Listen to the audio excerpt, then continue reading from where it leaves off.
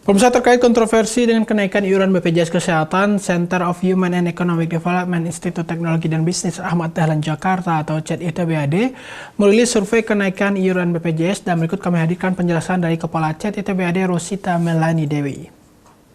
Artinya kalau kita melihat bahwa bantuan pemerintah di kelas menengah ke bawah pun masih di bawah dibandingkan dengan kelas yang mandiri. Seperti itu. Kemudian yang kedua, kita melihat dari survei tersebut latar pendidikan. Kenapa kita melihat latar pendidikan atau kenapa saya men-share tentang latar pendidikan, latar belakang pendidikan. Tadi yang dikatakan Pak Andi tadi bahwa memang kita harus mengedukasi. Artinya sebenarnya latar belakang pendidikan yang banyak tadi dari survei responden tadi lebih banyak kelas menengah. Artinya mereka kesadaran terhadap finansial literasi yang masih menjadi PR kita bersama itu masih banyak yang belum sadar, apalagi asuransi, saving saja mungkin mereka tidak, apalagi asuransi seperti itu. Kemudian pendidikan terakhir anak. Kenapa pendidikan terakhir anak saya paparkan? Artinya ini menjadi tanggungan atau beban keluarga tersebut kan. Di sini kita lihat rata-rata pendidikan terakhir anak dari keluarga tersebut itu SD atau tidak sekolah, dan yang tinggi nilainya, artinya yang lainnya ini mereka masih di bawah usia atau balita. Terlihat dari sebaran usia di responden mereka rata-rata ada usia produktif.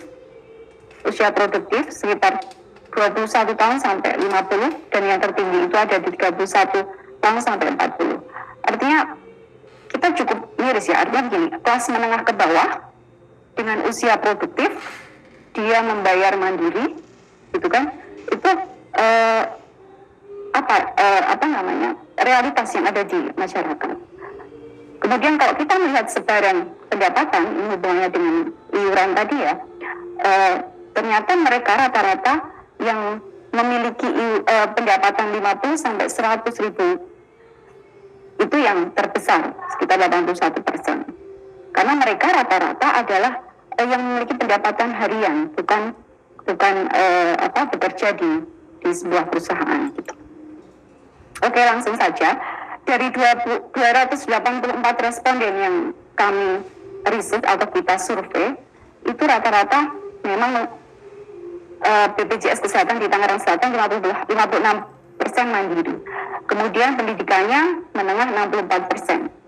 Dan rata-rata keluarga atau anaknya 46% pendidikannya masih ditanggung ya, atau di balita.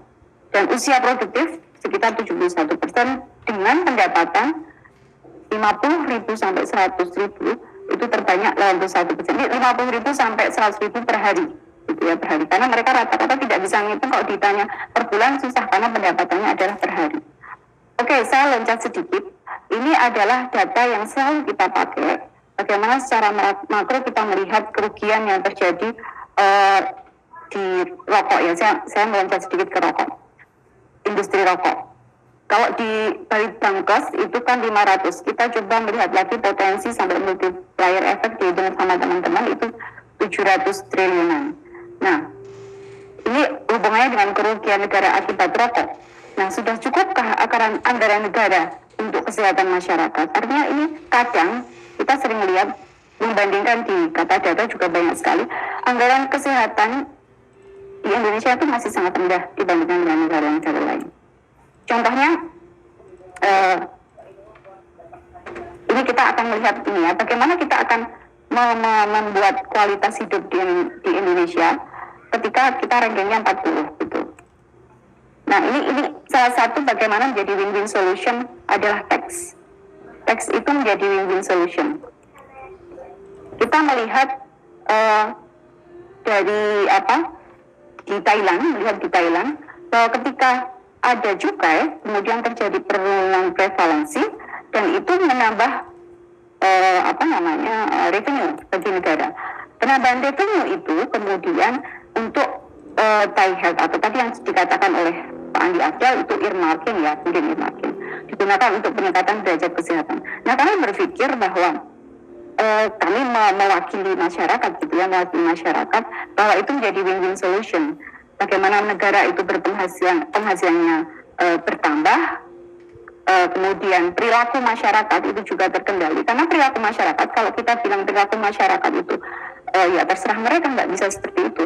Itu bukan negara namanya. Jadi bagaimana itu menjadi tanggung jawab kita bersama, bahwa perilaku masyarakat itu ya harus diedukasi. Caranya gimana? Kalau memang harus, itu harus dengan regulasi seperti itu.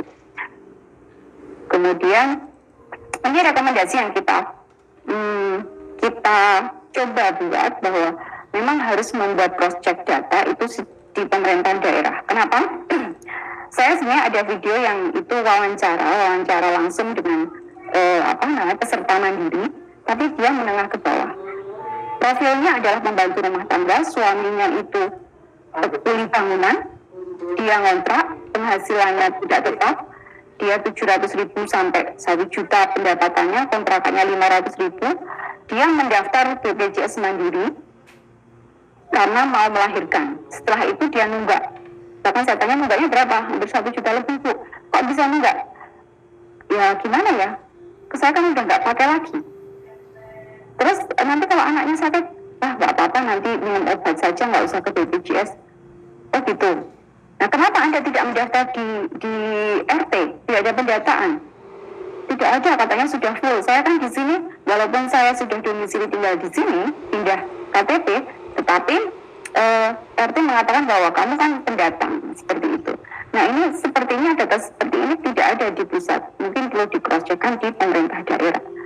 Kemudian, menurut kami, mengobati defisit BPJS itu, tadi kata Pak Agus, memang timingnya yang tidak tepat untuk saat ini ya, karena kita sedang mengalami pandemi gitu ya.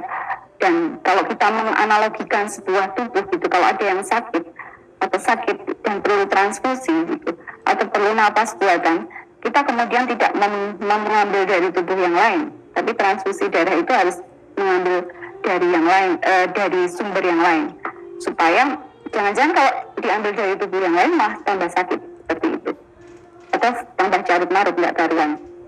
Nah, kita merekomendasikan cukai atau dengan earmarking tadi, dengan tadi pengalaman yang ada di Thailand seperti itu. Nah, ini kita berharap sekali BPJS Kesehatan ini tidak berkutat saja pada mungkin permasalahan mikro, hitung-hitungan yang memang ya sudah defisit, mau gimana lagi, tapi bagaimana secara lintas sektoral mendorong oke, mana ini yang punya potensi, kemudian strategi apa, dan cara kreatif menjadi permasalahan lintas sektor.